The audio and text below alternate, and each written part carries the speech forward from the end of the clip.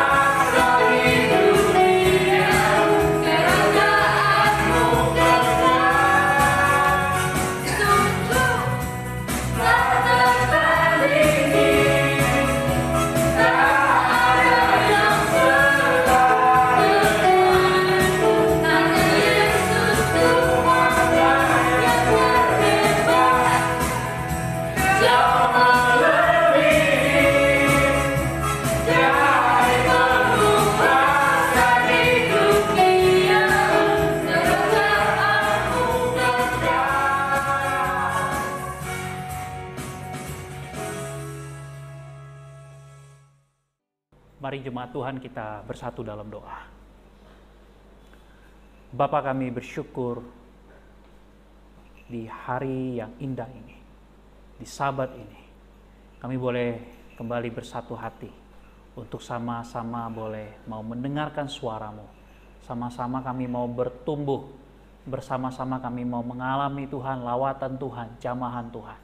Hari ini Bapak, jangan biarkan di antara kami baik di tempat ini maupun juga nanti yang juga sedang yang menonton secara online, Tuhan, sama-sama kami boleh diberkati, dibangun kembali iman kami, semangat kami, dibangun kembali bagaimana kami punya pemahaman hubungan dengan Yesus itu. Kami rindu Bapak, supaya semakin hari kami semakin kuat, semakin luar biasa di dalam Tuhan. Terima kasih banyak Bapak, di tengah-tengah masa pandemik ini kami tetap mengucap syukur. Banyak hal yang Tuhan telah ajarkan kepada kami di masa-masa pandemik ini. Terima kasih Bapak, kami siap mendengarkan firman-Mu, di dalam nama Tuhan Yesus kami berdoa. Amin. Shalom jemaat semua. Kok lemes jawabnya ini? Shalom. Yang di rumah shalom. Hari ini saya senang sekali bisa ada kesempatan lagi Bapak Ibu Saudari untuk menyampaikan firman Tuhan. Dan tema kita hari ini adalah kita akan bicara tentang bagaimana Yesus melakukan mukjizat Yesus yang begitu dahsyat dan begitu luar biasa yang sampai hari ini ya dan amin. Khususnya di masa-masa pandemik ini, saudara-saudari, ada begitu banyak orang yang diliputi dengan ketakutan, ya, dengan satu hati yang gentar, ya, hati yang mungkin agak tawar hati dan lain sebagainya. Karena di masa-masa pandemik ini ada begitu banyak hal yang harus diubah. Ya, pelayanan gereja juga akhirnya semua gereja mulai online.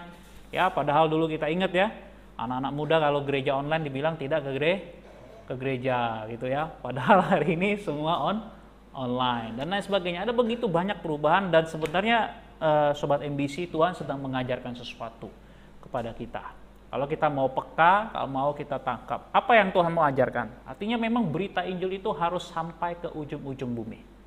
Sekarang caranya bagaimana? Media online. Siapapun hari ini bisa mengakses media online dengan begitu bebas ya. Saya nggak tahu apakah ada di belahan dunia yang lain yang media-media online ini belum sampai, mungkin ada di beberapa tempat. Tapi saya percaya ini adalah sebuah kesempatan yang istimewa. Ya, setiap gereja punya tantangannya masing-masing. Tetapi saya percaya Sobat MBC hari ini tema ini akan menjawab bahwasanya saya berani katakan dalam 1 bulan ini kita akan sama-sama belajar tentang Kristus ya. Kalau dalam teologi disebut dengan kristologi ya, doktrin tentang Kristus. Tetapi saya ingin membawa Anda dan juga saya, kita mesti mengenal siapa Yesus yang kita sembah. Bukan dari kata orang, tetapi saya rindu hari ini saya dan saudara ngalaminya. Amin. Yes, amin ya. Yang di rumah juga amin. Kita harus ngalamin terus perjumpaan dengan Tuhan, ngalamin Yesus yang hidup. Nah, hari ini kita akan belajar dari bagaimana Yesus ngajarin murid-muridnya. Karena Bapak Ibu Saudari, kenapa sih Yesus dalam pelayanannya selalu pergi dengan murid-muridnya? Dan kenapa Tuhan izinkan ada situasi-situasi tertentu terjadi di tengah-tengah pelayanannya? Dan kadang-kadang Tuhan tuh sempat berdiam diri. Ya, kalau kita pernah sempat beberapa bulan yang lalu saya sampaikan Yesus berjalan di atas air, ya. Yesus sempat tertidur dan lain sebagainya. Hari ini kita akan belajar tentang mukjizat Yesus dari bagaimana Yesus memberi makan 5.000 orang. Kita akan sama-sama buka Alkitab kita dari Yohanes pasal 6 ayat 1 sampai 15. Saya akan bacakan firman Tuhan Alkitab ini untuk kita semua sehingga kita semua boleh menyimaknya, yang di rumah juga boleh fokus nyimak di Alkitab masing-masing. Yohanes pasal 6 ayat 1 sampai 15. Yesus memberi makan 5.000 orang. Sesudah itu Yesus berangkat ke seberang danau Galilea, yaitu danau Tiberias. Orang banyak berbondong-bondong mengikuti dia karena mereka melihat mukjizat-mukjizat penyembuhan yang diadakannya terhadap orang-orang sakit. Dan Yesus naik ke atas gunung dan duduk di situ dengan murid-muridnya. Dan Paskah, hari raya orang Yahudi, sudah dekat. Ketika Yesus memandang sekelilingnya dan melihat bahwa orang banyak berbondong-bondong datang kepadanya, berkatalah ia kepada Filipus, "Di manakah kita akan membeli roti supaya mereka ini dapat makan?" Hal itu dikatakannya untuk mencobai dia sebab ia sendiri tahu apa yang hendak dilakukannya. Jawab Filipus kepadanya, "Roti seharga 200 dinar tidak akan cukup untuk mereka ini, sekalipun masing-masing mendapat sepotong kecil saja." Ayat 8. Seorang dari murid-muridnya, yaitu Andreas, saudara Simon Petrus, berkata kepadanya, "Di sini ada seorang anak yang mempunyai 5 roti jelai dan 2 ikan. Tetapi apakah artinya itu untuk orang sebanyak ini?" Kata Yesus, "Suruhlah orang-orang itu duduk.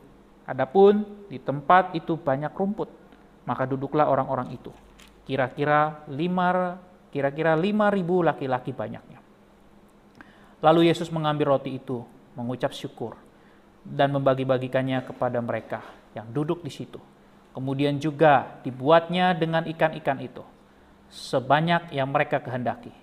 Dan setelah mereka kenyang, ia berkata kepada murid-muridnya, "Kumpulkanlah potongan-potongan yang lebih, supaya tidak ada yang terbuang." Maka mereka pun mengumpulkannya dan mengisi 12 bakul penuh dengan potongan-potongan dari kelima roti jelai yang lebih setelah orang makan. Ketika orang-orang itu melihat mukjizat yang telah dilakukannya, mereka berkata, "Dia ini adalah benar-benar nabi yang akan datang ke dalam dunia." Karena Yesus tahu bahwa mereka hendak datang dan hendak membawa dia dengan paksa untuk menjadikan dia raja. Ia menyingkir pula ke gunung seorang diri. Amin. Kenapa? Ada masalah? Oh, habis memorinya ternyata. Penuh memorinya rupanya.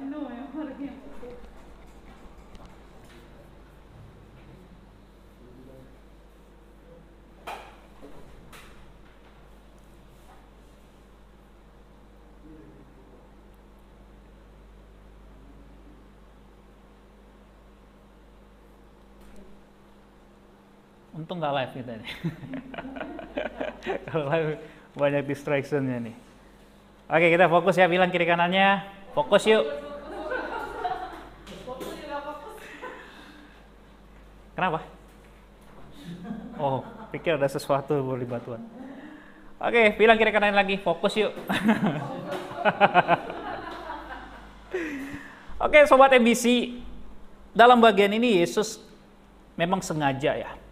Dia membawa murid-muridnya itu ngalamin kenal dia lebih dalam lagi. Itu sebabnya Yesus mengizinkan orang-orang banyak itu berkumpul. Karena memang orang-orang ini terhisap, dia tertarik melihat bagaimana fenomena-fenomena yang supranatural. Fenomena-fenomena yang luar biasa. Bagaimana orang-orang sakit sembuh. Dan itu pada waktu itu belum pernah terjadi. Bayangkan Bapak Ibu Saudari, sebelum masuk masa Yesus itu ada masa disebut dengan masa Dark Age. Ya, masa kegelapan. Masa di mana nabi-nabi nggak lagi bersuara. Masa di mana tidak lagi orang yang mendengar suara Tuhan. Seakan-akan Tuhan lepas tangan.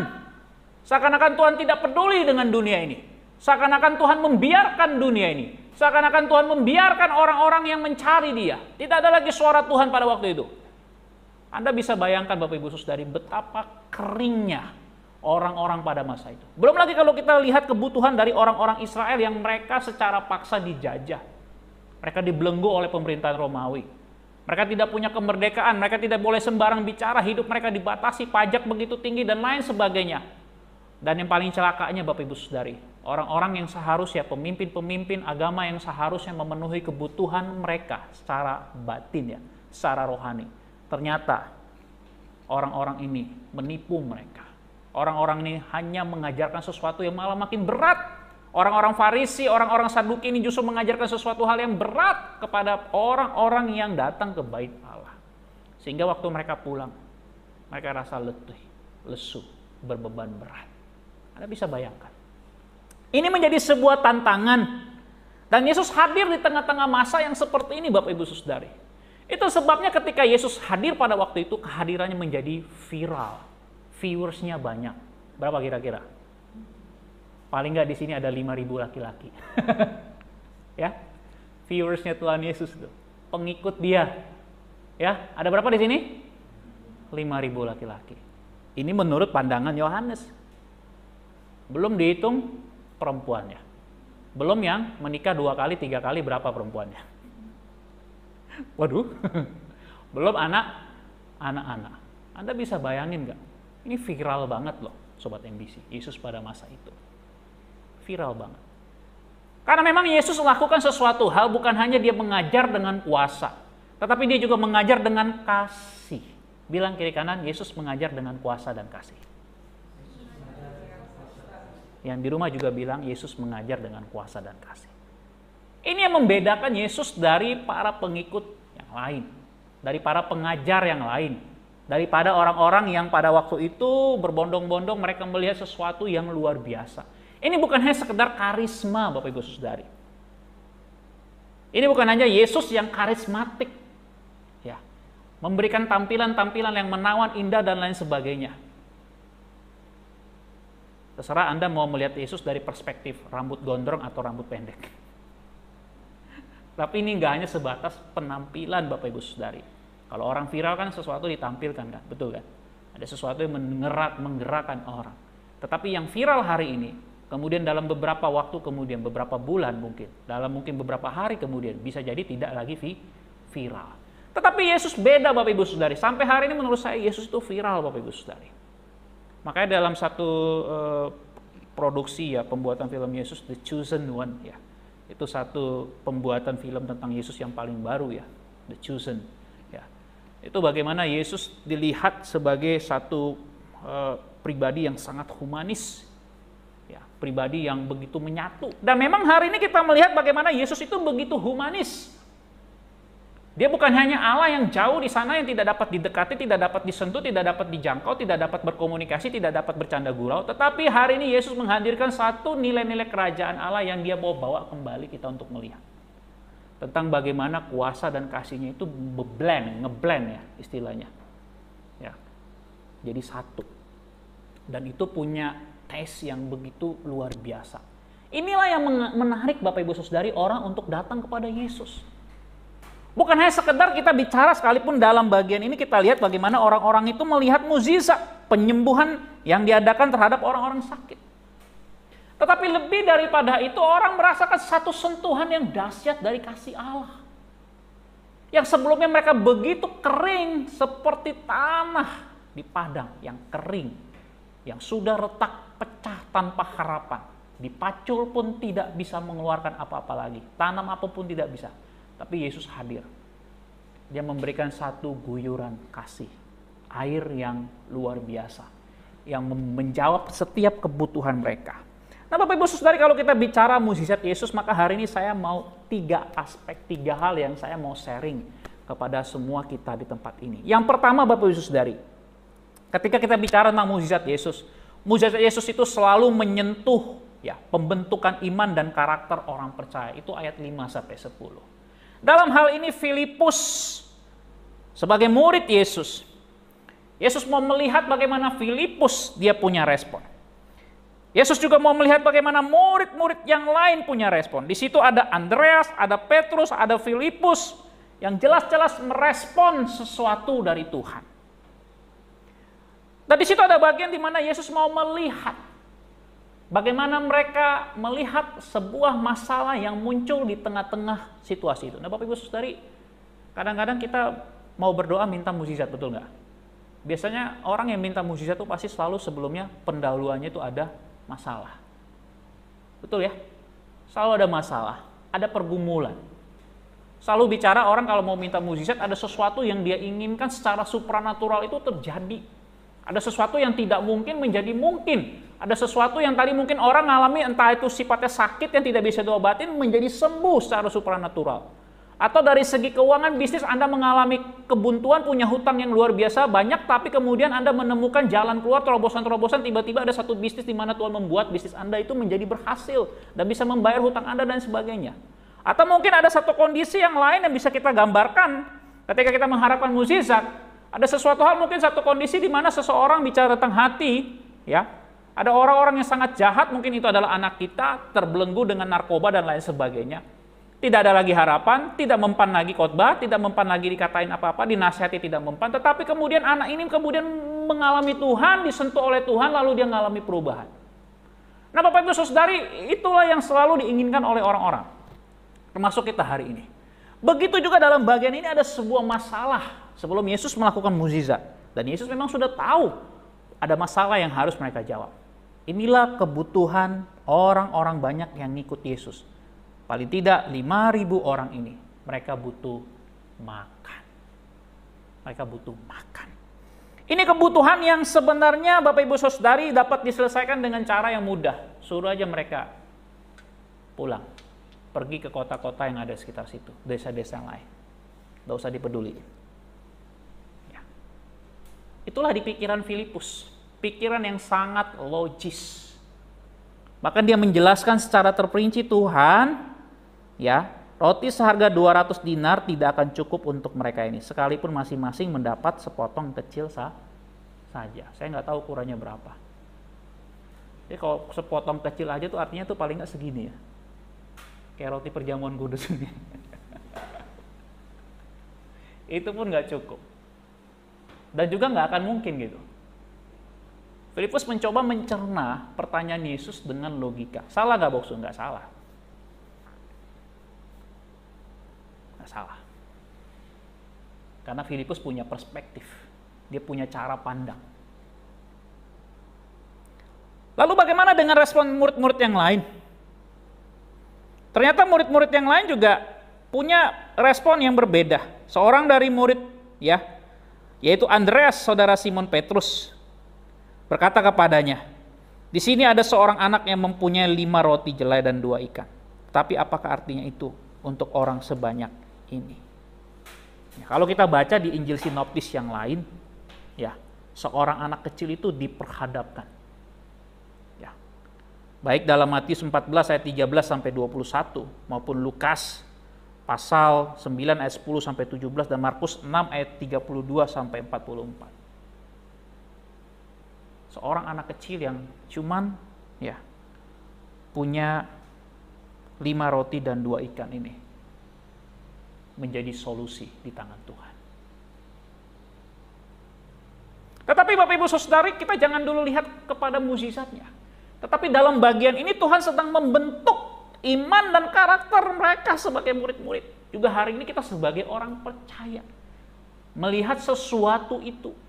Saya jujur Bapak Ibu Saudari, kecenderungan kita hari ini, kita lebih banyak dipengaruhi oleh mata yang kita lihat. Betul nggak? Ya, mainlah telinga, informasi, ya, mata, ya, angka-angka, ya. Lalu itu kita nalar main logika kita. Itu sangat manusiawi. Tapi Bapak Ibu Saudari, kita perlu belajar hari ini untuk melihat bagaimana di dalam setiap mukjizat, dan tentu bicara tentang masalah, selalu Tuhan memproses semua itu untuk membentuk iman kita, karakter kita sebagai orang percaya. Itu dulu.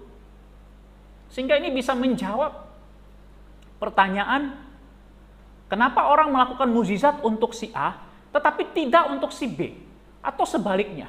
Karena bagi saya ini poin yang sangat penting hari ini untuk menjawab pertanyaan Anda juga.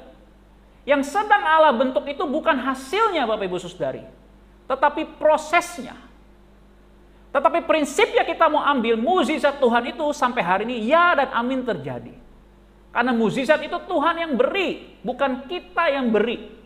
Tetapi di balik semua yang terjadi, baik ada orang mempersepsi kenapa dia terjadi mukjizat atau tidak. Dalam hal ini Tuhan sedang membentuk dua sisi yang sama. Dua sisi yang sama. Tuhan sedang memproses iman percaya mereka. Ini bukan kali pertama mereka melihat bagaimana Tuhan melakukan mukjizat Bapak Ibu Saudari. Di ayat 2 ya dikatakan gelombang orang yang berbondong-bondong itu mengikuti dia. Karena mereka melihat mukjizat penyembuhan. Tapi orang nggak pernah melihat, orang hanya melihat pada hasilnya. Tetapi Yesus melihat kepada proses bagaimana seseorang mempercayai Yesus sebagai pribadi yang menyelamatkan mereka. Ini jauh lebih penting Bapak Ibu Saudari.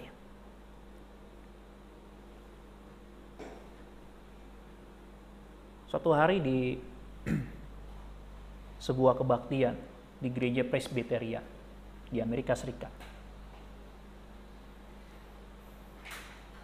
ada sepasang pasutri, dia diundang khusus bersaksi di tengah-tengah gereja itu. Mereka bersaksi bagaimana anaknya yang sudah lebih kurang sekitar 4 tahun lebih menderita kanker. Ya, dokter memvonis anak ini waktu hidup dia paling lama hanya sekitar setengah tahun, 6 bulan. Karena kankernya itu sudah merambat. Ya. Rambutnya sudah botak, badannya kurus ya. Tidak ada lagi harapan. Tetapi ada satu hal yang indah Bapak Ibu Saudari. Pasutri ini berdoa kepada Tuhan, singkat cerita anak ini sembuh. Proses kemo berhasil, ternyata hal yang paling luar biasa itu sel-sel kanker itu tidak lagi berkembang, tidak menjalar dalam tubuhnya. Anak ini sembuh dan dia dipanggil oleh hamba Tuhannya bersaksi. Lalu dalam sebuah kesaksiannya itu dia berkata, Tuhan itu baik. Tuhan itu baik. Semua orang senang. Semua orang senang. Tetapi tanpa mereka ketahui, Bapak Ibu Saudari, ada seorang ibu yang juga punya pengalaman yang sama dengan ibu itu. Dan ibu itu berbisik kepada suaminya, dia katakan begini kepada suaminya yang di sebelah. Anaknya sudah lama meninggal. Dia katakan kepada suaminya, anak kita tidak sembuh, tetapi Tuhan tetap baik. Dan sambil dia mengeluarkan air matanya. Bapak Ibu Saudari, kisah ini bagi saya secara pribadi, bagaimana Tuhan membentuk iman seseorang, karakter seseorang melalui sesuatu masalah, peristiwa, apapun hasilnya yang mungkin saya dan Anda tentu berharap ya sembuh betul ya secara manusia. Tetapi kalaupun Tuhan izinkan saya dan saudara masuk ke tengah-tengah situasi yang mungkin mukjizat itu tidak seperti ekspektasi kita, sanggupkah saudara tetap percaya kepada Dia dan mengatakan Tuhan itu baik? Amin. Pikirkan dulu sebelum menjawab. Renungkan baik-baik. Karena setelah dari peristiwa ini Bapak Ibu Saudari, dalam beberapa tahun kemudian, Yesus harus mati di atas kayu salib. Itu sebabnya dia ditinggalkan oleh orang-orang yang padahal dalam bagian ini berbondong-bondong mencari dia. Seakan-akan Yesus tidak berdaya di atas kayu salib. Bahkan dia diteriaki, turun dari salibmu.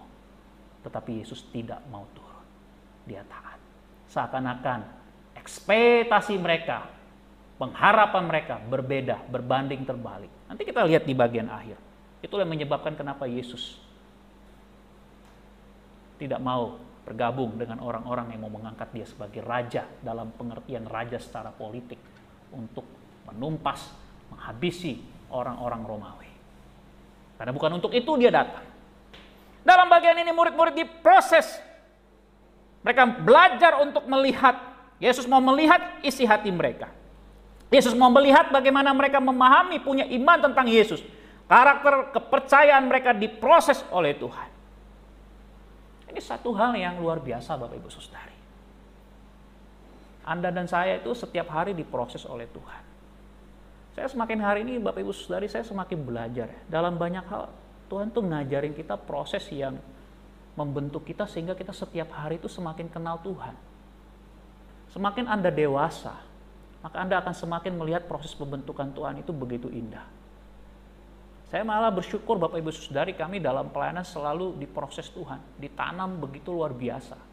Tapi kami punya keyakinan, apa yang hari ini Anda sedang tanam bersama-sama dengan Tuhan, dan dia akan berakar, dan suatu hari dia akan menghasilkan buah. Amin. Anda percaya? Saya bukan sekedar omong kosong Bapak Ibu Saudari. Tapi ini yang saya dapat dalam sebuah pergumulan saya menggumuli. Karena pertanyaan yang tadi di awal saya tanyakan tentang mukjizat itulah yang kemarin hari saya dengan istri dan anak-anak saya menonton di filmnya. Judulnya The Breakthrough ya. Bagaimana seorang anak kecil, nanti kita bisa nonton bareng ya. Atau waktu. Ya. Ini kisah nyata di Amerika Serikat. Anak ini seorang pebasket, ya minta maaf dia diadopsi oleh orang tuanya dan dia tahu diadopsi, dia sempat kecewa. Di tengah kekecewanya itu dia keluar dengan 3 temannya, ya ke satu tempat, ada satu danau yang di situ pada waktu itu sedang musim dingin, ya dia maju masuk ke danau itu, dia main-main di situ, tiba-tiba itu kan bahaya ya, tiba-tiba itu pecah lalu tenggelam. Nah satu kawannya ini tanpa sengaja mendorong temannya, nggak sengaja kena tendang, lalu dia jatuh. Dengan suhu yang begitu dingin, dia nggak sadarkan diri. Lalu singkat cerita, dia diselamatkan. Ya, sudah sekitar 15 menit dia berada di dalam air yang beku itu. Kalaupun sembuh, awal-awal tidak bisa sembuh. Kalaupun sembuh, dia akan mengalami kerusakan otak. Singkat cerita dia sembuh, lalu gurunya bertanya. Karena gurunya punya suami yang sakit, tapi Tuhan tidak sembuhkan. Kenapa dia memilih kamu untuk sembuh? Kenapa bukan suami saya? Nah, pertanyaan itu hari ini Tuhan jawab. Karena bukan hasilnya yang Tuhan inginkan, tetapi proses pembelajaran Anda mempercayai Tuhan. Itu yang paling penting. Ini yang pertama yang menurut saya perlu dulu Anda dan saya menanamkan nilai-nilai ini Bapak Ibu Saudara. Ketika kita bicara tentang mukjizat Yesus.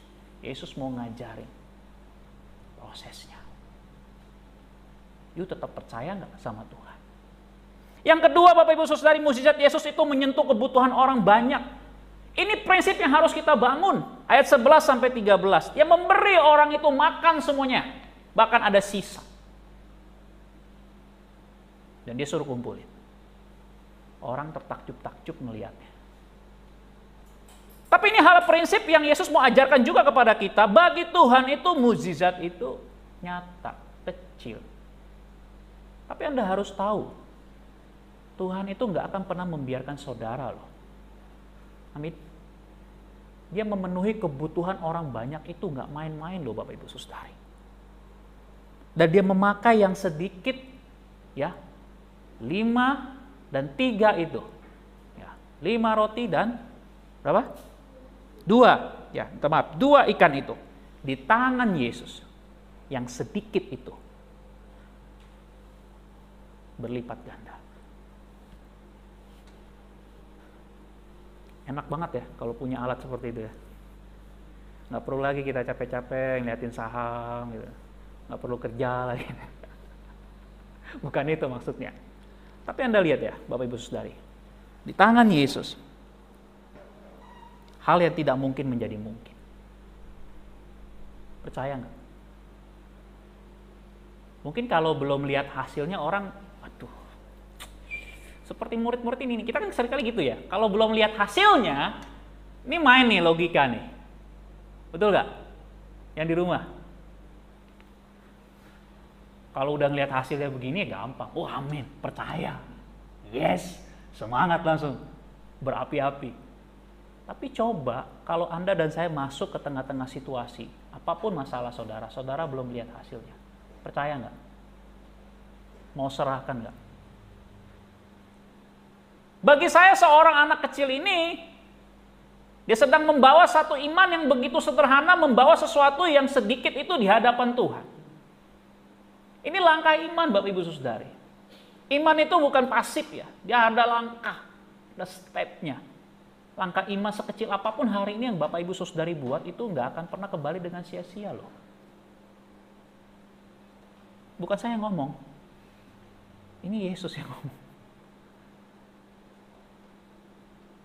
Saya sendiri ngalamin Bapak Ibu Saudari. Sampai hari ini saya melihat bagaimana pertolongan Tuhan itu nyata.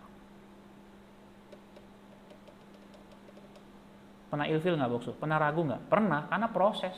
Kadang-kadang saya bisa ya, kalau melihat situasi kondisinya nggak nyaman, nggak sesuai dengan ekspektasi kita, harapan kita, apalagi kita seorang yang perfeksionis, apa yang kita rancangkan dengan sangat baik, tetapi hasilnya tidak sesuai dengan apa yang kita harapkan dalam keperfekan kita. Oh itu paling menderita. Anda perfeksionis? Tanya kiri kanannya.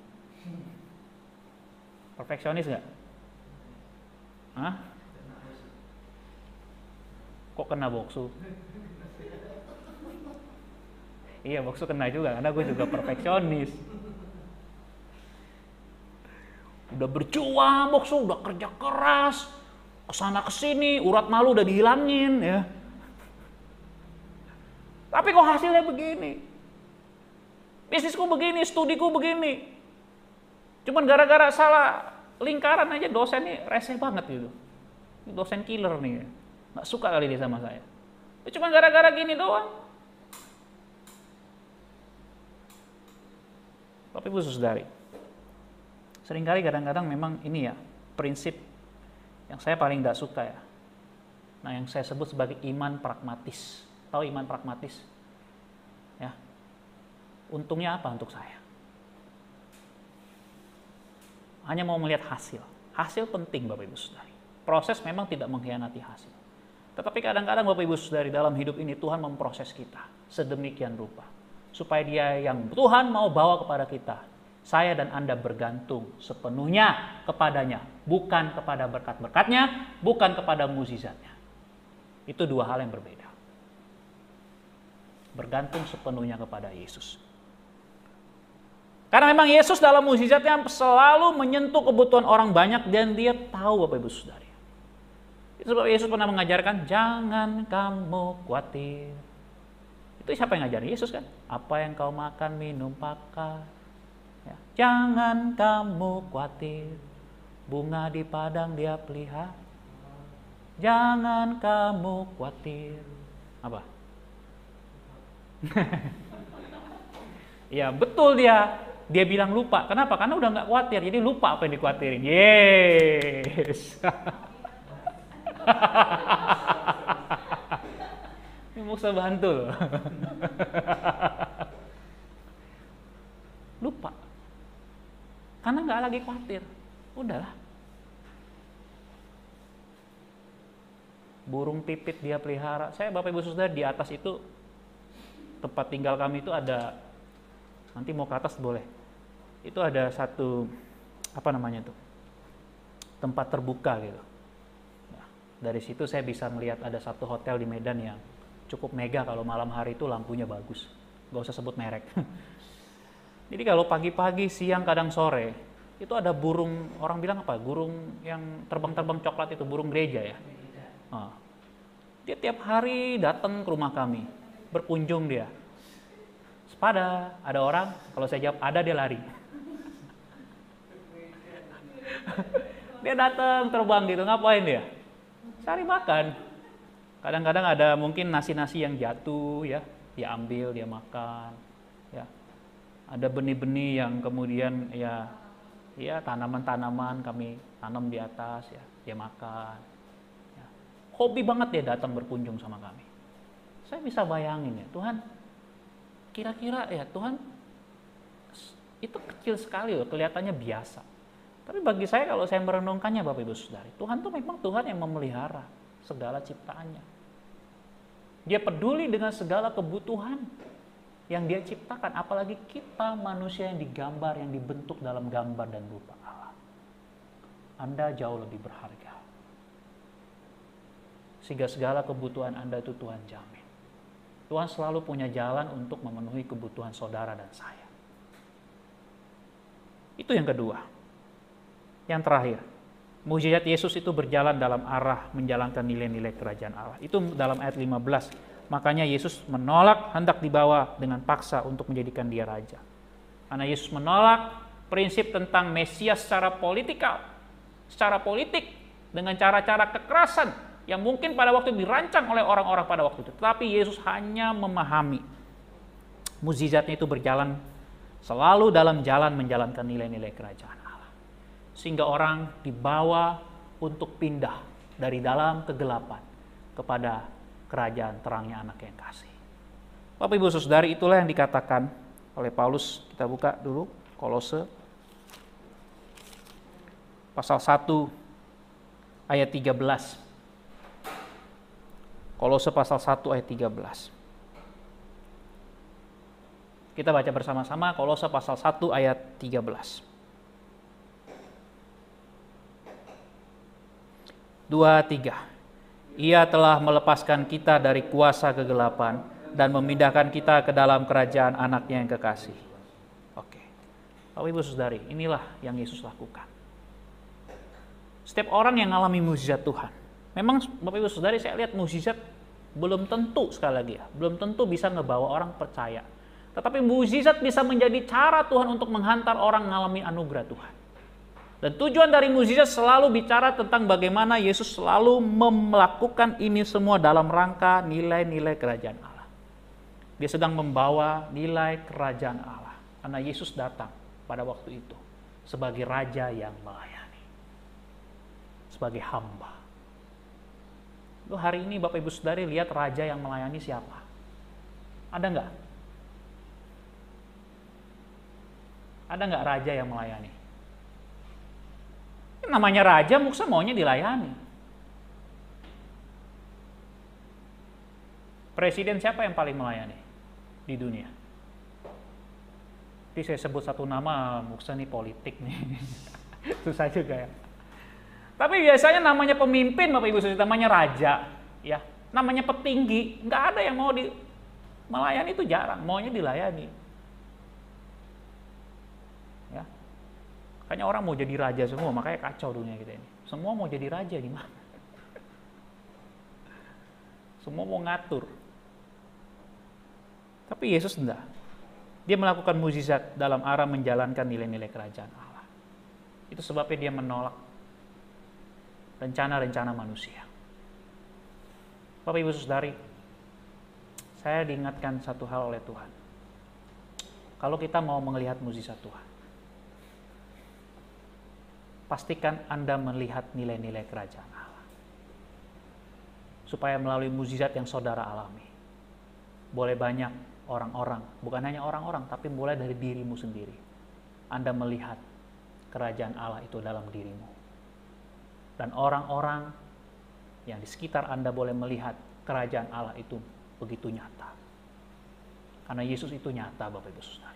Saya sedih Bapak Ibu Saudari kalau ada satu pengajar, dan memang realnya, yang mengatakan bahwa saya mukjizat itu sudah berhenti. Tidak ada lagi. Saya melayani sebagai hamba Tuhan sudah 12 tahun Bapak Ibu Saudari. Itu terhitung di organisasi yang disebut metodis. Di luar itu saya sudah melayani Tuhan dari kelas 2 SMA. Dalam satu persekutuan rohani Kristen. Sebagai aktivis dan pengurus. Tapi juga sebagai penginjil juga di kalangan pada waktu itu teman-teman saya di SMA. Bapak Ibu Saudari, sampai hari ini saya melihat Bapak Ibu Saudari. Mukjizat Tuhan Yesus itu masih ada. Masih ada. Yang alumni Takengon tahu bagaimana dulu Michelle harus dioperasi, anak kami, Michelle pernah dioperasi. Dia diprediksi oleh dokter, ya, waktu sebelum dioperasi paling mati, Pak. Tapi Tuhan sembuhkan dia. Operasinya berhasil, nggak perlu dia ngalami satu penyakit, ya, ususnya terlipat. Saya dikasih tunjuk waktu dipotong ususnya itu, ya seperti usus ayam. Anda pernah makan usus ayam nggak? Biasanya makan bubur pakai usus ayam itu jeroan di dalam. Kayak gitulah mirip. Ya, kecil kali, tipis. Saya udah berpikir, aduh, udah lemes. Kalaupun dia sembuh, nggak bisa nyambung ya dibuat lubang di samping. Biasa begitu kan. Ya kan? Tapi Anda bisa bayangkan betapa repotnya harus mengurus seperti itu. Tapi Tuhan sembuhkan. Nggak berhenti sampai di situ. Di Banda Aceh, juga mengalami anak kami hampir lewat. Dia sudah kejang-kejang karena mungkin akibat terlalu banyak makan durian. Ya. Itu asam lambungnya naik, tekan. Gak sadarkan diri. Oksigennya berkurang, sudah kejang-kejang. Gak sadarkan diri. Saya bawa mobil itu seperti orang yang gak tahu lagi kiri kanan. Hajar tancap gas terus, gak ada rem. Ke rumah sakit satu, gak ada alat, bawa aja ke rumah sakit umum. Zainal Abidin ya? Betul ya? Takut Zainal Arifin saya bilang. Pastiin, mumpung ada orang Banda sih. Bawa ke IGD, langsung ditangani. Ya, puji Tuhan ada dokter di situ yang khusus nangani, dokter anak. Sempat mau hilang, sudah dipakai napas buatan dan sebagainya. Kami doa, teman-teman juga persekutuan datang doa. Dan dalam nama Yesus, anak saya ini seperti bangkit dari mati. Dia normal lagi, hidup lagi. Begitu dia sadar normal, ngoceh pula cerewetnya keluar. Seperti nggak terjadi apa-apa. Minta makan, ke belakang sendiri. Saya ngalami mukjizat itu Bapak Ibu Saudari. Bagaimana dengan Anda? Mukjizat apa yang Anda alami dalam Yesus? Sekian tahun Anda ikut Yesus, Anda nggak pernah ngalami jamaahnya, mukjizatnya. Bapak Ibu Saudari, mukjizat itu nyata. Mari kita berdoa.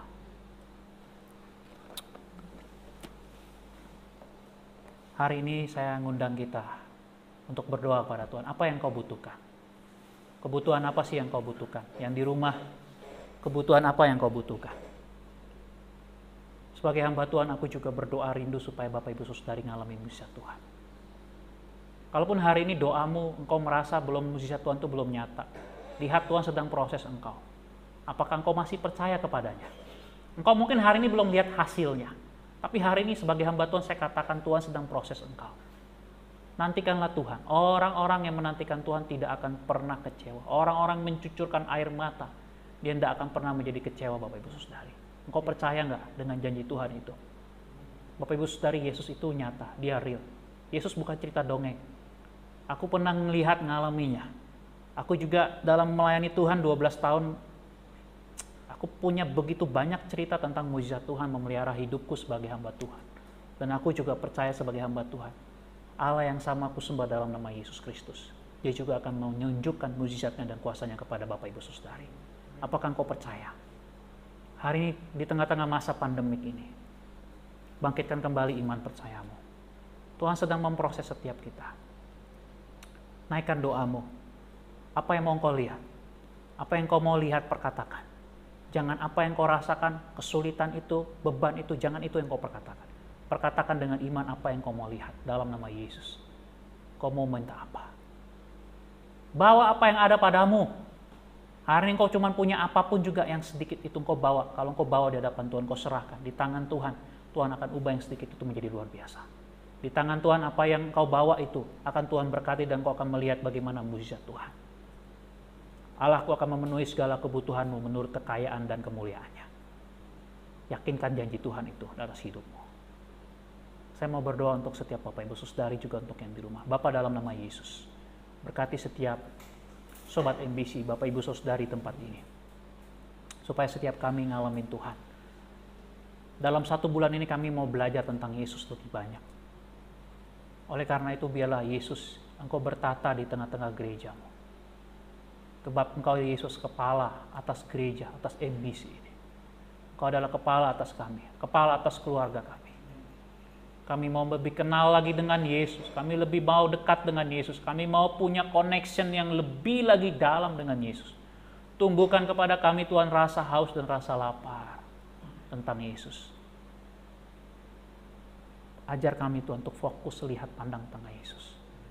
Aba berdoa memberkati setiap Bapak Ibu Saudari dalam bisnis mereka, keluarga, hubungan suami istri dengan anak-anak, hubungan suami dengan istri dengan keluarga besar, hubungan juga dengan sesama anggota persekutuan. Dimanapun kami berada, bawa kami Tuhan untuk semakin melihat Yesus ada di tengah-tengahnya. Kalau Yesus hadir di tengah-tengah kami yakin dan percaya mukjizat pasti terjadi. Ada sesuatu yang Tuhan sedang kerjakan hari-hari ini di tengah-tengah masa pandemik ini. Tuhan akan membawa banyak jiwa-jiwa untuk datang kepadamu. Tuhan akan membawa begitu banyak jiwa-jiwa untuk mencari Engkau. Di tengah-tengah masa haus, masa lapar, di tengah masa-masa sulit ini, Tuhan bangkitkan kembali kesadaran akan Yesus. Bangkitkan kembali gerejamu Tuhan. Kami tidak mau mundur. Kami mau maju menyatakan mukjizat itu masih ada. Kami percaya Bapa di dalam nama Yesus. Kami mau melihat bukan dengan mata jasmani kami, tetapi dengan mata iman kami. Dengan mata spiritual kami. Kami mau melihat apa yang Yesus lihat. Apa yang Yesus katakan. Yang terjadi dalam setiap hidup kami. Oleh karena itu hari ini jemaat Tuhan, kau jangan andalkan dirimu sendiri. Jangan andalkan pikiranmu sendiri. Andalkan Tuhan, percayalah kepada Tuhan dengan segenap hatimu. Pulanglah dan terimalah berkat. Kiranya anugerah dan damai sejahtera dari Allah Bapa, kasih sayang dari anaknya Tuhan kita Yesus Kristus, pertolongan, penghiburan, pendampingan, penguatan dari Allah Roh Kudus, itulah memberkati kita semua untuk selama-lamanya dan sampai kita bertemu dengan kekekalan di dalam Yesus Kristus Tuhan kita. Amin. Bapa, terima kasih. Bapa, terima kasih. Bapa di dalam surga, ku berterima kasih. Amin. Silakan duduk. Saat teduh Tuhan Yesus memberkati kita semua.